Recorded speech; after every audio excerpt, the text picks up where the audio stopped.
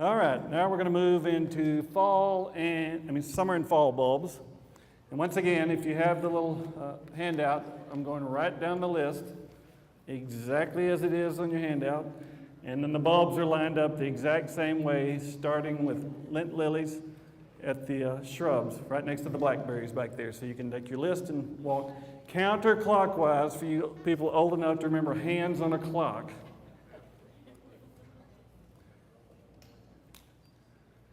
Okay, when I was a kid, this was the only daylily we had on the property in Longview. I was so proud of it, and I hauled it into my dad's music store, and Mrs. Saylor was in the Hemerocallis Society, so I was going to show off that I knew what a Hemerocallis was, and as soon as I walked in the door, it's like I'd stepped in something, because she's like, ugh, and she said, that is not a desirable daylily.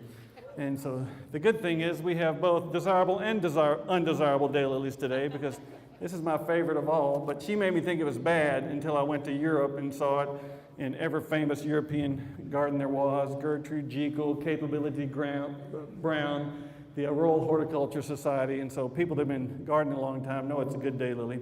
The problem is once it got to be common, remember what I told you about societies? Well, they don't like the common stuff because everybody can grow it. They want people to have stuff that you can't grow, so they can only grow it, and that's why they're in the society. So it's a tough, mean, long-lived, and let me tell you what long-lived with the double orange daylily is. This is a 1,000-year-old clone from Japan, still doing its thing, whether you're dead alive in the ditch or the roadside. And some people say, well, it takes over. No, it doesn't set any seeds, completely sterile.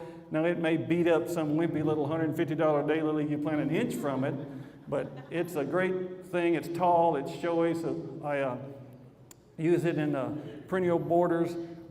It's just a good thing, and you can't buy it anywhere. So it's Hemerocallis fulva Kwanzaa with an O, not Kwanzaa.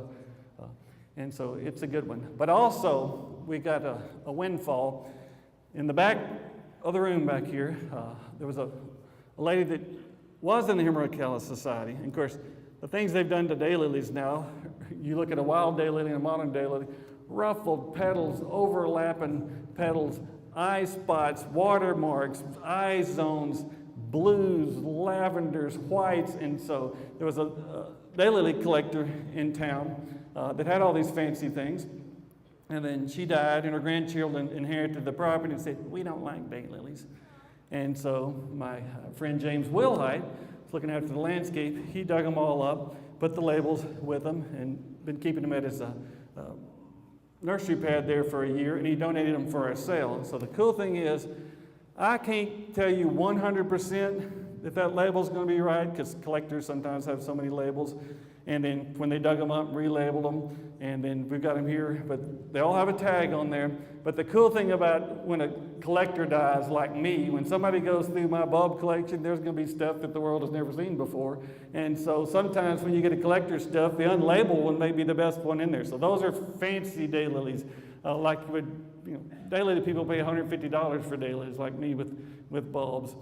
And so these are things that were collectors, but the fact that they lived, we know they're the good ones because they were the ones still in her landscape when she died and passed away. And so they're a bargain. They're $5 a piece. She probably paid $100 for some of those things. And so if you want cool, interesting things, the modern daylilies, we have those, and we don't have a whole lot of Hemerocallis fulva Kwanzaa, but there you see it in my perennial border years ago at my mom's. It's just a good tough, and because it's double, it stands out, so it makes a statement from a distance, and never going to die.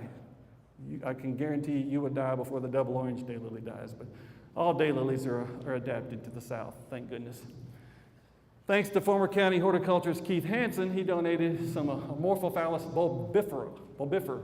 It's the voodoo lily. It's a shade-loving perennial, makes a little umbrella-looking thing like a prehistoric miniature palm tree about knee-high, has stalks that look like snakes, and then has a jack-in-the-pulpit kind of flower on there. And the interesting thing is it makes a little bulblet on the top of the leaf each year. And so you can take one of those bulblets and start a new plant. But let me tell you, you're going to be buying things back there that look like miniature potatoes the size of marbles. And so what I want you to do with that is put it in a Ziploc bag and set it in your house for the winter time and plant it in the springtime. You never know what winter is in Texas. It can be winter, spring, and summer all in the same winter, like last year. The only year I remember that we had damage from too little winter and too much winter in the same winter. And so save those and plant them in the springtime. And so you're going to hold that little bulblet to next spring after the last frost, which is about March 15th. So anywhere between there and April 15th, they'd be a good time. So any of your shady beds where you grow azaleas, camellias, gardenias, that sort of thing, be a good place to grow it. So it's a cool plant that's not commonly available. This is Canna iridiflora ehimania. And you think, well, it's just a canna. Well, it is a rare canna, and I can promise you there's not a bulb seller in the country selling these things because it pretty much doesn't exist in the trade. And the only reason it did exist in the trade is because I used to grow them and sell them to Old House Garden. So one day in our Heritage Rose Garden, I was pointing out that canna came from me, and the lady said, no, they didn't. It came from Old House Gardens. I said, well, let me tell you the story behind where that came from. I used to grow it. It was virus. A lot of cannas in the trade ended up with virus. The stock I had virus. So I had a friend going to visit Costa Rica where that species was native. I said, would you look for Canna iridiflora while you're down there? Well, she actually finds the old French hybrid from 1863, the same one that I had, but hers was unvirused. So she brought it back to me from Costa Rica. So it went from Costa Rica to College Station to Shelby County, Texas, to Ann Arbor, Michigan, then to the Heritage Rose Garden. And I knew because I was the only person in the world that was growing it. And so it's not something you can buy. It's an interesting canna, and let me explain something about it to you. It's a great big thing. I tell everybody it's like a cross between a banana tree and a fuchsia. There was a period in time in the canna world where they bred Canna iridiflora, the iris-flowered cannas. So they have these drooping flowers. They repeat blooming on the same stalk. So once a flower cluster finishes, you snip it off. It'll do 5 or 6 of those before that stalk finishes, and you cut it off. One reason they don't grow it in the trade, the canna growers, it doesn't like to be dug and stored dry. So all the canna growers dig their whole crop, put them in storage, and then sell them the next year. This thing doesn't like to stop growing. Plus, it makes rhizomes the size of my arms. And so thanks to some master gardeners that dug the big clump, and then I manhandled it, and now I'm wounded because it's hard to dig. There's no narrow points on the rhizomes, too, so you're having to deal with these giant rhizomes that doesn't like to stop growing. So you're going to take it home and plant it immediately, water it in, and mulch it good. It's not the most cold hardy. It's always cold hardy here, but you never know. We're probably going to be like last year, 90, 90, 90, 10, and then 80 the next day.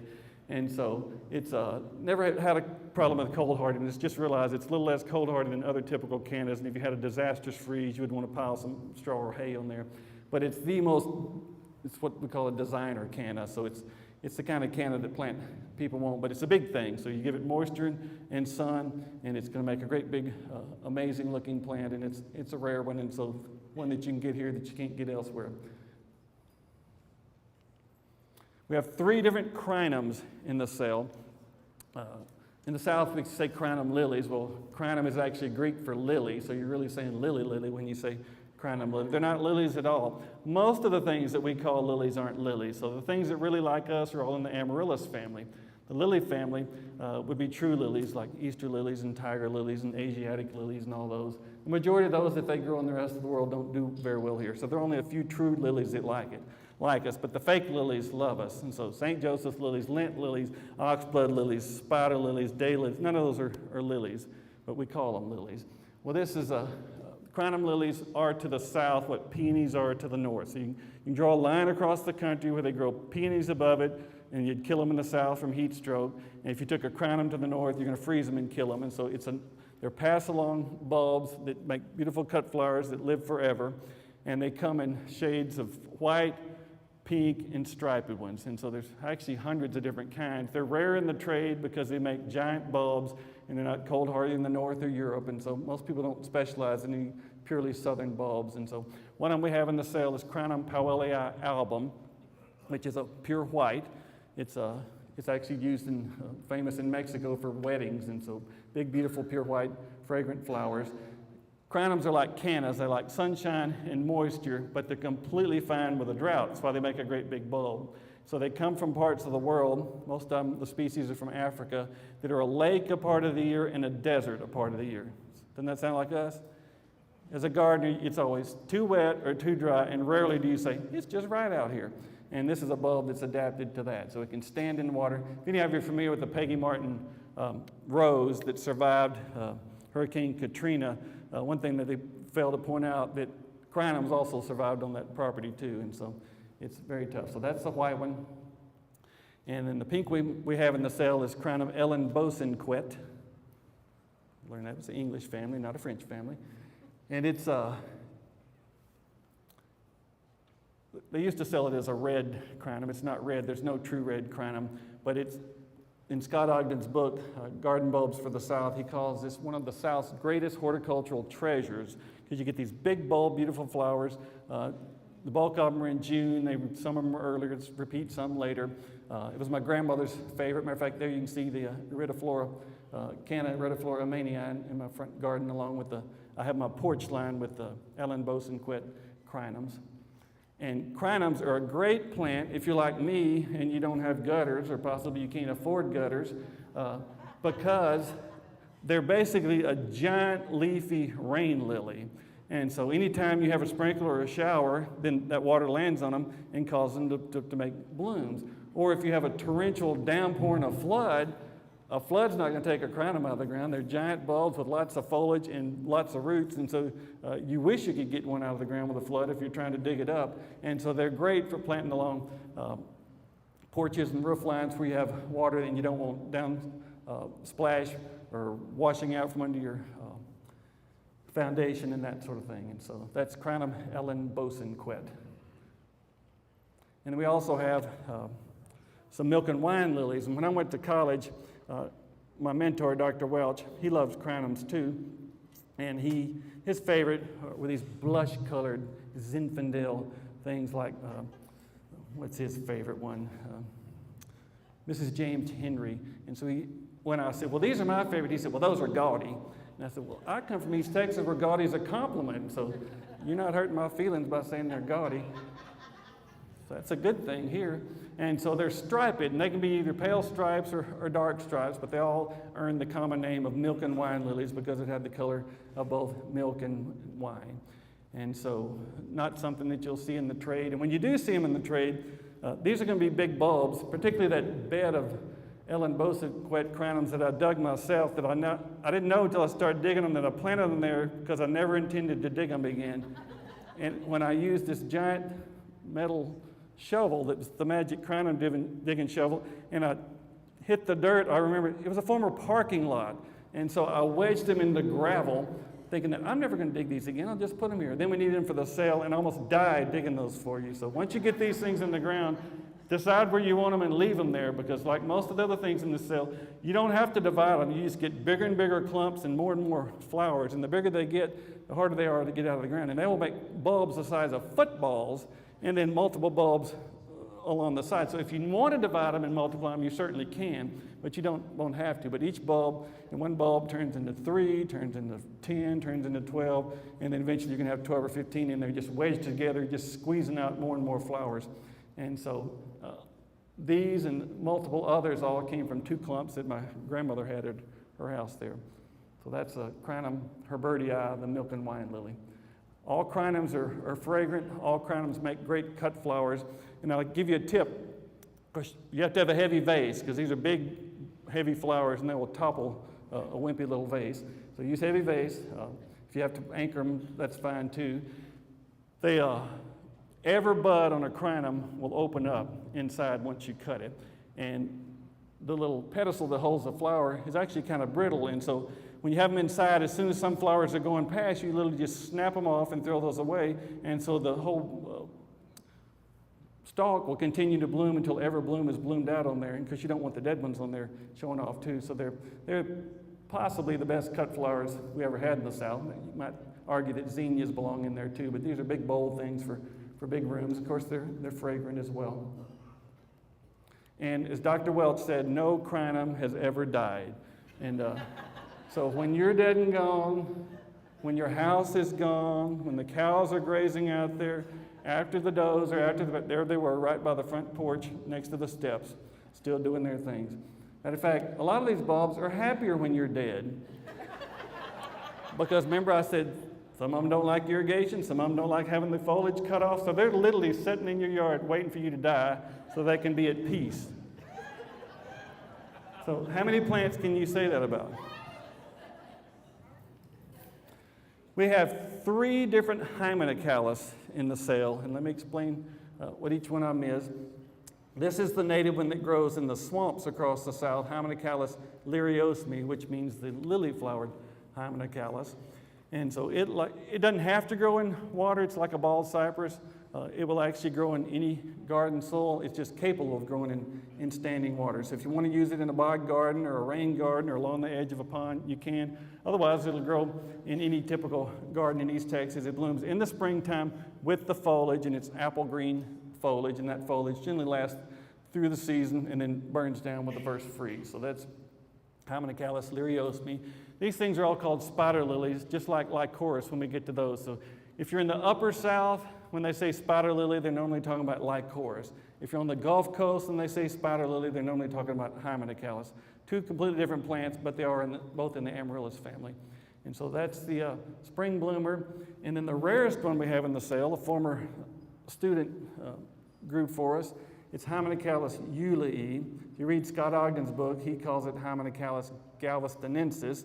If you call up a botanist on the phone, they've changed it to Hymenocallis occidentalis ulei. It's only native in East Texas and in northwestern Louisiana. And so there were never any really good botanists close enough to spend time identifying it. All Hymenocallis pretty much make the same flower. So when you press a specimen of a flower and send it off to some expert, it's hard to say much about it. But the interesting thing about this one is, if any of you have ever grown Lycoris, a sclymidra, the naked ladies that they grow in the north, which is the Asian plant. This has the exact same growth habit. And so it starts off with spring foliage, nothing during the summer, nothing during the fall, nothing during the winter. Comes springtime, these glaucous, which means gray-green leaves, pop up out of the ground. So what it really is like thousands of years of adaptation for this thing to grow in drier sites instead of the rest of them that grow in swamps. And so it covers its leaves with wax to be more drought tolerant. It doesn't make any foliage during the summertime because there's not enough water. And then right about August, July, somewhere in the worst part of summer, this thing springs up the flowers on naked stems, just like a Lycoris does. So the same kind of flowers that you would see in the swamp, except they're just stems sticking up there with the flowers. And it just so happened my dad had a pasture full of them, so he'd be baling hay and running over my Hymenocallis down there. It turns out they're something rare, and so Dan's been multiplying them over the years. So I can promise you there's no other sale on the planet that has these for sale, because it's an oddball local native with beautiful flowers. And then that flower finishes, makes round, funny-looking seed that look like little bulbs, and they're also gray-green. And then flowers fall over, nothing, all the way through the winter, and then up pops that odd foliage. So the foliage and the flowers are completely different times, just like a Lycoris would be. And so that's very unusual, the most unusual of the Hymenocallis.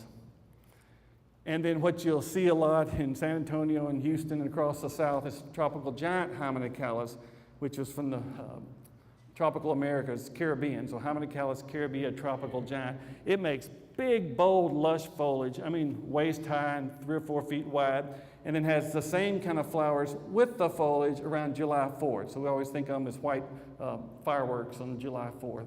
And they all have fragrant flowers. They're all pollinated by moths at night. So anything that's fragrant that has a long tube and is white is generally pollinated by moths to reflect moonlight and to attract moths out there. So that's tropical giant Hymenocallis. Great big old bulbs. And so it's another one that you'll need a wagon to haul out of here, and not fun to dig and not fun to divide. So we had a couple of martyrs in the group that tackled that. And so if you see any of these master gardeners limping around, it's because a lot of these things we dug and divided ourselves. And like that canna, I'm out there with my grandmother's old butcher knife cutting it into pieces. So that's the reason a lot of these things aren't in the trade, because they're difficult to handle, especially these big things. When you order crinums from a catalog now, or Hymenocallis from a catalog, they're usually tissue cultured things, and you're getting a plant this big and a bulb that big. Well, we're giving you the real thing that's blooming size that fits in a grocery bag. So. Thanks to Keith Hansen, former horticulturist, he also provided some achemones for us. Delicate little thing related to African violets. You would think it'd be the last thing that would like Texas in the South. If you look them on the internet, you'll see whites and pinks and bicolors and purples and lavenders. But this is the old pass-along strain, and as far as I know, the only one that does well here, because I've never seen any others in the southern garden. And when I was taking piano lessons from Miss Yancey, starting in the 3rd grade, she had these on the patio, and she shared them with me. So it's a great pot plant or a window box plant for shade, not for the sun. And what you're going to get is a kind of an ugly-looking 4-inch pot in a sack.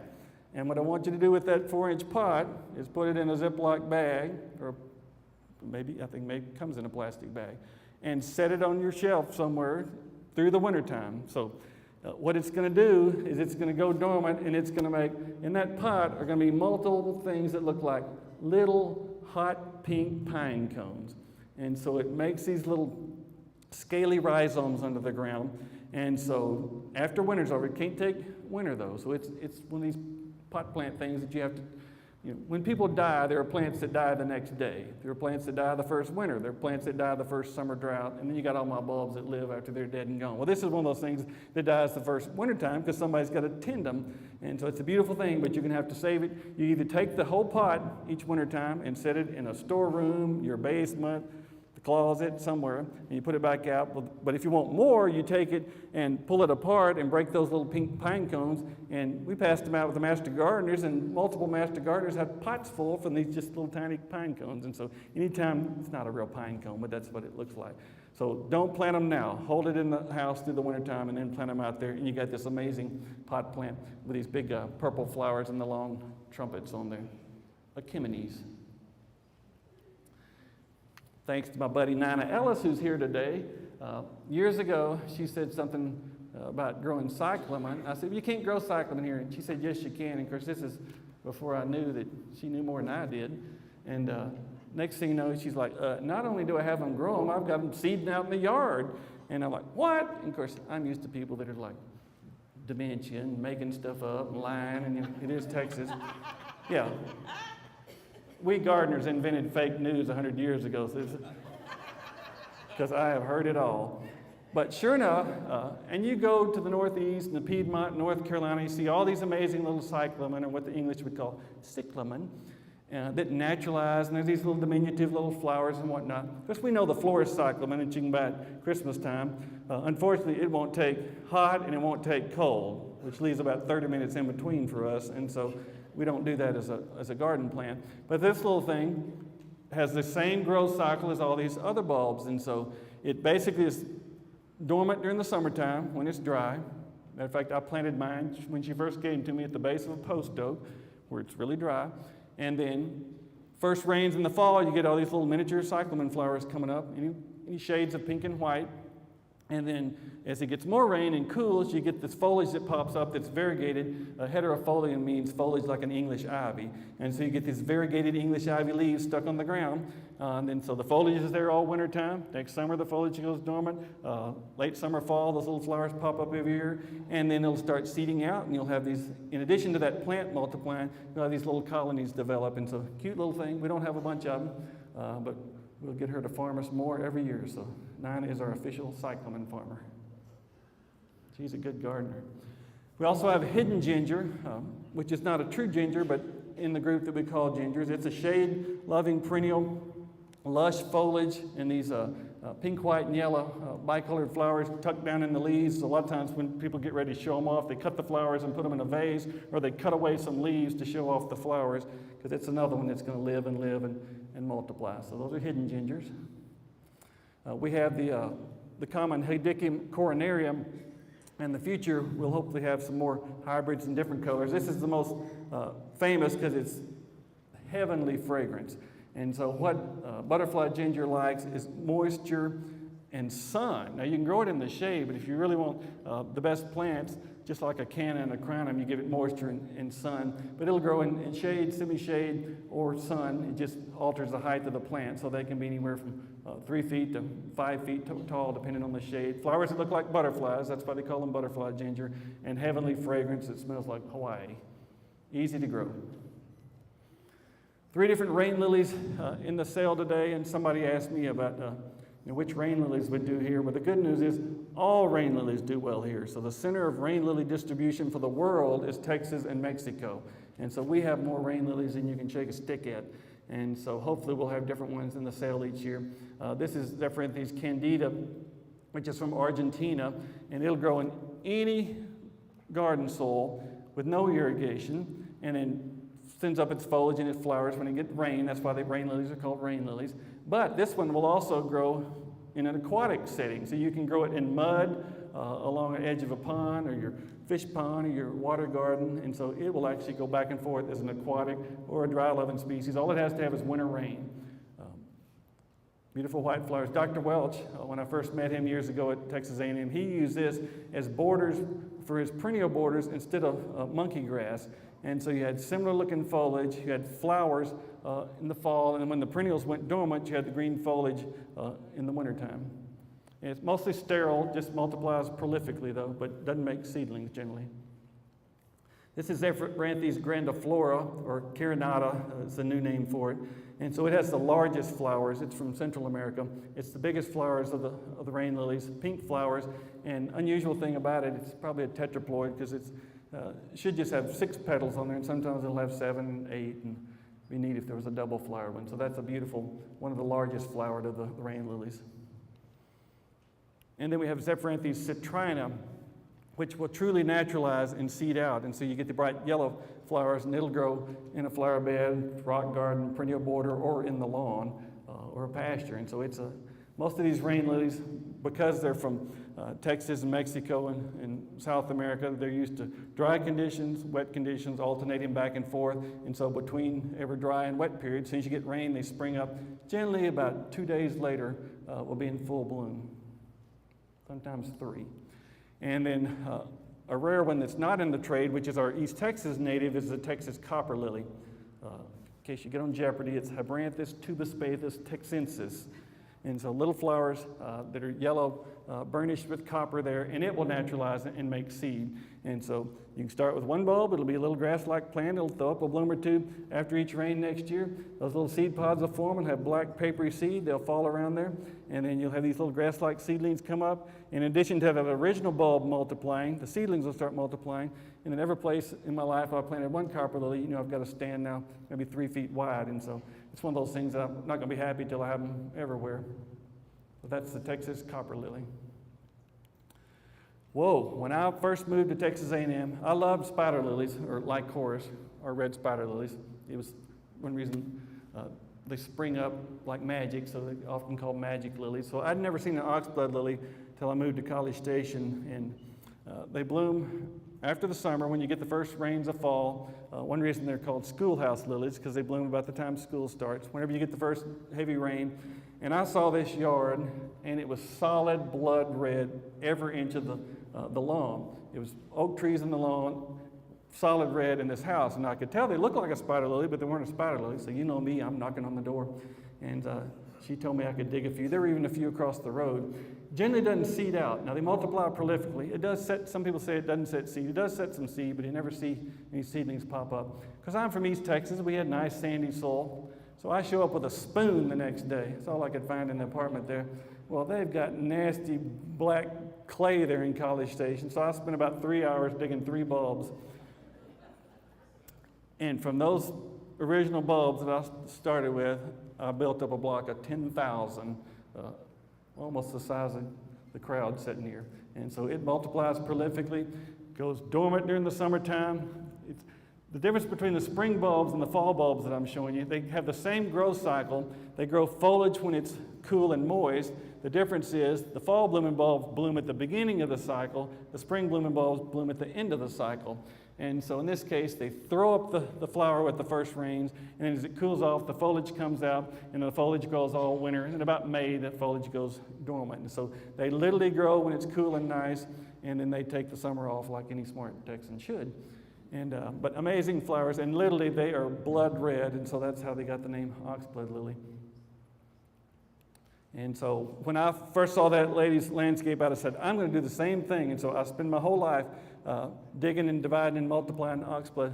I do that with all the bulbs. And somebody asked me the other day, when you're trying to, in this case, they don't naturalize by seed, so I'm trying to plant them to look like they're naturalized. And so you'll read English garden books where they take a sack of bulbs, you pitch them over your shoulder, and then you plant them where they land, sort of thing.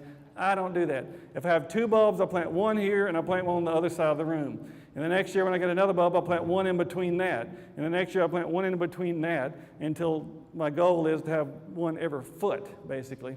And so, yeah, you can do it any way you want to. You can spell your name in the yard with it if you want to. But the cool thing is, and Dr. Welch and I have always argued a little bit. He said, well, the flowers don't last very long. I said, ice cream doesn't last very long, but I like it. And so why would you blame something that blooms every year that you never have to water, never have to divide, never have to spray, never have to do anything for except wait for it to bloom? And so I don't punish it for that. I don't think Dawn Stover is in the room. She doesn't like crinums. And of course, that's just sacrilegious in the South if you don't like crinums. And her reason is because the foliage touches the ground. What? That's like saying, I hate you because your feet touch the ground. I mean, you got a plant growing on the ground, don't you think at some point the foliage is going to touch the ground? And so sometimes we gardeners get carried away picking out things that we don't like. The guy at the ag building that used to clean the building at the SFA, he hated crepe myrtles because there were blooms all over the porch all summer long he had to sweep off. I said, do you know why there are blooms on the porch all summer long? Because it blooms all summer long.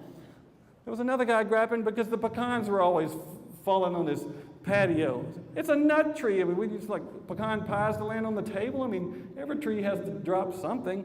And so, the main thing here is we don't have that many things that thrive and live and multiply.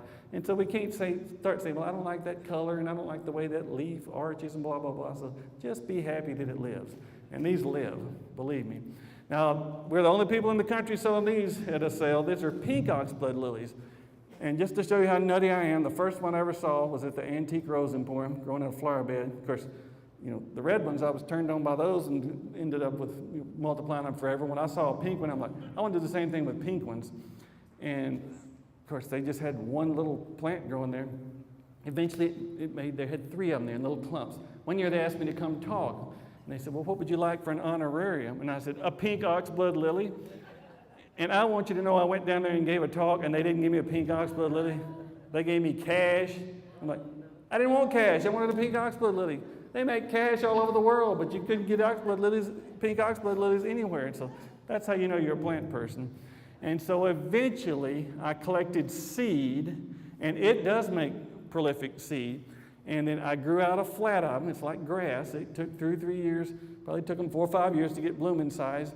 And they can be any shade of pink. So most of these things are propagated by division and seed. So usually if you have a source of them, which is rare, they're going to be mixed colors of pink. Occasionally you'll have things in there that are almost red and pale pink. Now, on my list now is in Argentina, where these come from. I've seen a picture of a pure white one. And so I want to fly off to Argentina and find that one. And so that'll be next on the list, because I'm not just happy with one color. I want all the related colors so you can have these Monet paintings out there. And I literally am doing a landscape, entire acre that's nothing but pink oxblood lilies, pink and white lycoris, and pink and white spider lilies. And so one day somebody will fly over with a plane and it'll look like a Monet painting out of pastels down there. And so it's a rare thing. They're not cheap, but here again, I was willing to give my firstborn and still didn't get one, but I do now. This is a rare lycoris we have in the sale. This is lycoris incarnata. It's one that Cleo Barnwell shared with me years ago. She got from Sam Caldwell, who was the best lycoris person in the country from Nashville, Tennessee. And he used to have a little list. He would sell stuff, and she bought unusual things from him. And she said, you just make sure one day that you make them available to the public. And so here they are. Lycoris incarnata. It's called the peppermint spider lily. Not available anywhere. It has flower color a little bit like a milk and wine lily, but it's a spider lily. So you all know red spider lilies, Lycoris radiata. There are multiple species and lots of different hybrids. I probably have 30 different kinds. There's probably 100 in existence. Everything from whites to yellows to pinks to bicolors. And so I am a spider lily nut. And so this is one that we have today in the sale. And it's that landscape where I'm eventually going to have nothing but pink and white everything out there.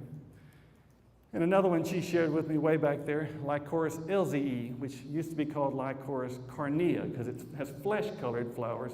Turns out that the Japanese, when they would send, any catalog used to offer red spider lilies, white spider lilies, and yellow spider lilies. Well, it turns out when they sent White spider lilies, different years they would send different things, and the people in the American Amaryllis Society got to notice them. Well, this one's different looking, and the petals are different on this one, and this one's pinkish white, and this one's yellowish white, and this one's pale yellow. And so it turned out there were half a dozen things that used to be sent over as white spider lilies, and they eventually named them all after themselves. This was named after a lady in, I believe in Beltsville, Maryland at USDA. And so it opens up pinky coral colored and then fades to white, and then the petals ruffle up on there. So it's a rare spider lily called Lycoris LZE. And then we have red spider lilies in the sale. And something you need to know, people that have these take them for granted. It's another one I can't have enough of. And I have one property where I'm doing nothing but red spider lilies and red oxblood lilies. But when you order red spider lilies from a catalog, it's a different red spider lily than what you see in Southern Gardens. And so what we have is this big bulb sterile triploid thing that's extra tough enough to even tolerate Dallas, Austin, San Antonio, and Fort Worth. What they sell is a smaller flowered diploid Lycoris radiata pumila that's a fertile thing. And so there are very few places that you can buy the real Southern heirloom. And since my mama and I dug all 300 of these, you better take them home or she's going to be mad. So. Even my new wife got on to me. You had your mama out there digging bulbs? Why? I said, because you wouldn't, that's why. And so the nice thing is they live and live and live and multiply and multiply. It's sterile, it doesn't set any seed. So sterility is actually a good thing in the plant world because you don't waste any energy making seed, you put it all into bulbs. So that's why they go through and cut the flowers off the tulips in the field in Holland. You don't want to waste any energy on seed, so it's nice to have built-in sterility. And so the best spider lily years ever are when you have a terrible drought like 2011 and a hurricane that dumps 8 or 10 inches of rain out there, and you'll have spider lilies bloom that you didn't even know existed. And so it's a great southern heirloom version of a red spider lily, Lycoris radiata, variety radiata. And then once again in the silent auction, I have this hybrid that I purchased years ago from a collector, is hybrid number 2. It's never been for sale again. And so I can promise you this is the only place that there's one of those available. And I noticed my former student, Nathan Unkelbach at Water Gardens Nursery in Austin, on my Facebook page bid $200 for it. And I said, sorry, we're not taking Facebook offers. And so you're out. So that's the only variegated striped Lycoris I've ever seen. I did order a double-flowered red spider lily a couple of years ago, $50 plus shipping, and unfortunately has a little trouble opening up its flowers. So my job is to order all these crazy things, figure out which ones work, which most of the Lycoris all work well here, but a few of them don't. But this one does, and hopefully one day we'll have it in the sale once it multiplies. I like starting with one bulb, one seed. Now, some lady the other day is like, no, I want to start with like a shade tree. And like, well, what's the fun in starting with something fully grown? And so it's just to each his own. But some of these things, there is no other choice. And so it didn't matter how bad I wanted a pink oxblood lily back then. There wasn't one available. And so you start with whatever you can. That's what we gardeners do. This is an interesting plant. This is Sternbergia lutea, sometimes called the autumn daffodil. It's not a daffodil at all. It has the same growth cycle as a spider lily, Lycoris, rain lily, oxblood lily. So it makes its flowers in the fall. It's in the amaryllis family again. It makes its foliage during the wintertime and then goes dormant during the summertime. And so that's the autumn daffodil. And this is one that I know nobody else has in the sale. This is Iris orientalis that Dr. Welch shared with me years ago when I was in school. The parent, and most of you probably aren't familiar with Spurria iris, but there's a group of iris called Spurria iris, and this was the original one. Beautiful upright foliage and these spikes of flowers, reminiscent of a Louisiana iris, except even spikier. And long-lived, it even grew in College Station in the alkaline soils. It's not on your list. We just tacked it in on the end because mine weren't ready to dig this year, and one of our amazing master gardeners said, would you like some Iris orientalis? And I said, certainly. And so that means start hushing up. We don't have a lot of these in the sale. Hopefully we will in the future because eventually I'm going to have 8 acres of Philippine lilies at home because they jumped into my little pine savanna and they love a fire and they're multiplying, which is good because when I first got them years ago from Christine Langston in Arlem, Texas, her whole yard was solid Philippine lilies. So it's one of the few lilies that likes it here. We have some bulbs and some seedlings. It's the only lily in the world that'll bloom the first year from a seedling. So most lilies, it's going to take you 2 or 3 years. And so this thing, if you'll let it set seed pods on there, they'll have these little candelabras sticking up there, and the little seed looks like they're made out of spun gold, and they'll fly around. And then it's certainly not a weed, but you have to learn to know what they look like. They're like little grass seedlings that pop up. And then there's no such thing as too much to me. And so when I saw her yard solid with them, and they were sprinkled along the woods and sprinkled on the highway, I was determined to recreate that same setting. And so she went to the back of her house. She was about this tall. It's like 3.5 feet. And so she answered the door and like, is anybody there? And, oh, there you are. And she brought me a bread sack full of seed from the back of the house. And I've been growing them ever since. And so hopefully we'll have more and more in the sale each year, because it's not something that's very common in the nursery or mail order trade, the Philippine lily. Now, we've got some trees and shrubs in the sale back here, so I'll run over these right quick. Shoal Creek is one of 3 different Vitex that Texas A&M promoted as Texas Superstars, as quote, a Texas lilac. So there's Shoal Creek, Montrose Purple, and then, who's the other one, Keith? Oh, LeCount, one that I introduced. So longer spikes of fragrant flowers. Butterflies love them. They're in the verbena family, which is a great family for butterflies. So that's Shoal Creek Vitex, full sun, good drainage. One of the white red buds, of course, red buds were named red bud because the flowers were what, red? No, I've never seen a red bud. So apparently the guy that named red buds was colorblind. So they're generally magenta pink. So this is the white version of a red bud. Got some of those back there. Merlot red bud is an interesting hybrid from North Carolina that takes the purple burgundy foliage that already existed, and then combine that with the shiny leaves of a Texas redbud, and so you get shiny purple foliage that stays purple longer, and then you get the same hot pink flowers in the springtime. And this is interesting because this blue giant fig, I was a county horticulturist in San Antonio years ago when Keith was the county horticulturist in Corpus Christi, and Fanick's nursery there in San Antonio is a 3rd generation nursery, and old man Fanick, who was running the nursery up into his 90s, he collected this fig somewhere along the way as Fanick, and he introduced it as Fanick's blue giant fig. And he would put the little cardboard box that they would put 6-packs in every year when the figs were ripe. And that little cardboard box, you could only fit 6 figs in there. They were so big. So he'd always show off the figs. And this was the guy that if you bought a pecan, he would load you on his little scooter, take you back to the orchard, show you the pecan tree, what it looked like, drive you to the office, reach up on the shelf, grab a jar full of pecan, show you what the nuts were going to look like. And so he was adamant that you know everything about the plant. He was kind of foul-mouthed too, and so if you came in and asked for the wrong plant, he'd like curse you out and send you on your way, because he wasn't going to sell a bad plant, and you couldn't argue with him either. So, but this was one of his introductions, so we got some of those there. Fanick's blue giant fig, Houston miniature weeping crapemyrtle. These were bred to be little weepers. For 4 or 5 years, they're going to be knee high. Eventually, they're going to get about waist high, then they arch to the ground. So it's got dark pink flowers. That's Houston. There was a whole series named for cities across the South. And then Ebony. Embers is one of the black-leafed or purple-leafed crepe myrtles with the reddish-pink flowers on there. And so these are all the rage these days with the dark foliage and the different colored flowers. Natchez Blackberry is a Texas A&M Superstar selection. And I've been doing thornless blackberries since they came out. University of Arkansas introduces the different ones. And I've never been happy with the flavor of any of them. If you grow up eating dewberries out of the pasture, those are the best tasting of all the blackberries, but nobody grows or sells dewberries. When they started breeding all these really highly productive blackberries, none of them taste very good until I tasted of Natchez. So it's the best tasting of any of the hybrid blueberries, and it's also thornless. Now it's semi-upright, so you're better off to grow it.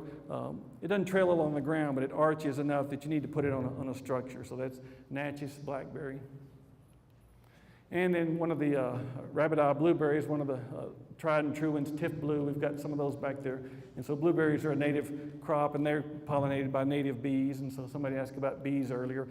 Every crop that was American native, like blackberries and blueberries and cranberries and all those things, have native bees. All are squash and pumpkins and that sort of thing. So Okay, we've got 3 different books back there that I wrote that are for sale. Now, they're already signed, and so if you just want a signed book, it's already signed. If you want it made out to your former lover or something, then I'll be back there at 12:30 to do that.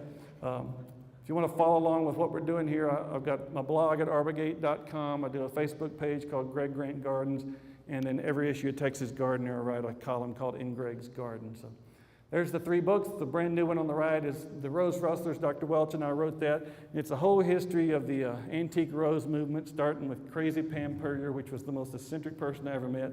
And I'm surrounded by crazies, so when I say eccentric, I mean eccentric. And so she started that whole movement, which led to all of Dr. Welch's books, the perennial garden movement, the antique rose importers, petals from the past, specialty nurseries all across the South. And so it tells about how we got into antique roses, all these crazy things we collected from abandoned home sites and cemeteries, the nurseries, and then how we use roses in our own landscape. So that's the newest one. And that's it. Questions? Got to be a question or two. I have 9 minutes to entertain you. Somebody asked, my coworker Chad Gully, who's been an ag agent here for a number of years, yesterday was his last day, and so he took a new job, and so he only worked with me 2 weeks short of a year. And it's funny because everybody said, you and Chad will never last, and everybody, because I changed jobs like I changed pants, so they just thought I would be the one that quit. And so somebody came up and said, are you the one that's retiring? I said, I got married 3 weeks ago, so my retirement age went from 65 to 165, so no, I'm not retiring anytime soon. So, Keith. The academies are hardy in the ground also, so you don't have to keep them in a pot. Yeah, Keith has a good point that the academies are hardy in the ground, particularly in a protected site. 20 years ago, that wasn't the case, and so when those palm trees were planted down there at the bookstore that are 30 feet tall now with swings hanging out of them, those used to not be cold hardy either. And so used to achemones were just cold hardy, Baton Rouge, Houston, Charleston, that sort of thing, but he's been growing them in the ground. And so once you get them established, but I'd make sure and put some away, put some in pots, some in the ground. So as you multiply them, just because I lost mine, and so somewhere along the way, if you don't have somebody to share them with you again, just make sure you hold some back, because it's not something you can run to a nursery, or if you order it from Plant Delights, what'd you say, it was $17 for one?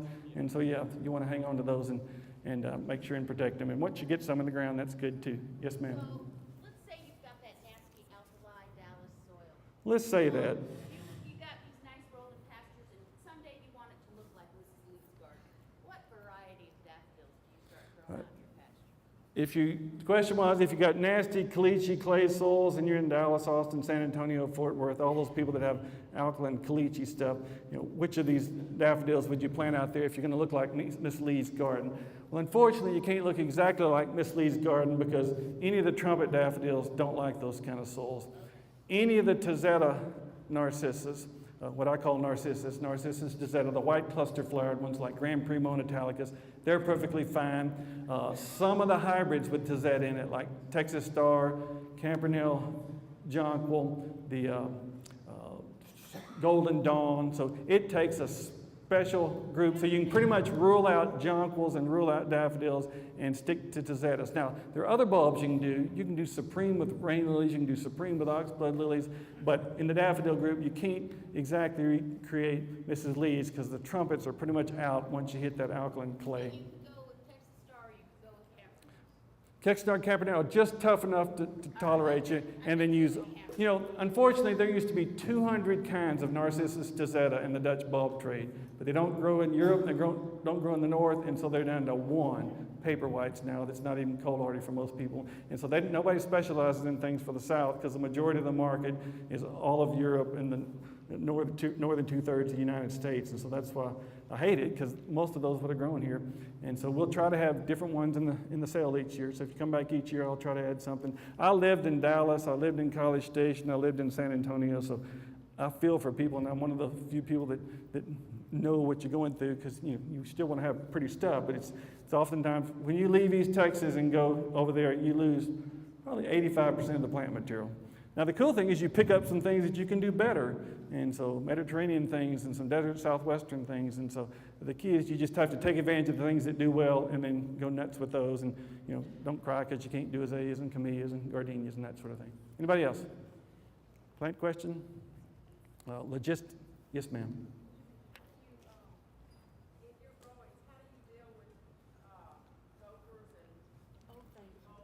Gophers, moles, critters, here's a good point. If it's in the amaryllis family, they're rodent proof. And so spider lilies, daffodils, rain lilies, those things are all toxic. Anything that's not, hyacinth, Byzantine gladiolus, Texas tulip, they munch those like peanuts. And so one thing I do is I specialize in the amaryllis family, and I also have 4 terriers that specialize in killing rodentious creatures. And anything else, you have to go through these crazy things. Keith is the master trapper. There are people planting in wire baskets and all that sort of stuff. So you can Google all those different ways. Keith gives talks on trapping, but pretty much stick to the amaryllis family and get you a pack of terriers like I have some.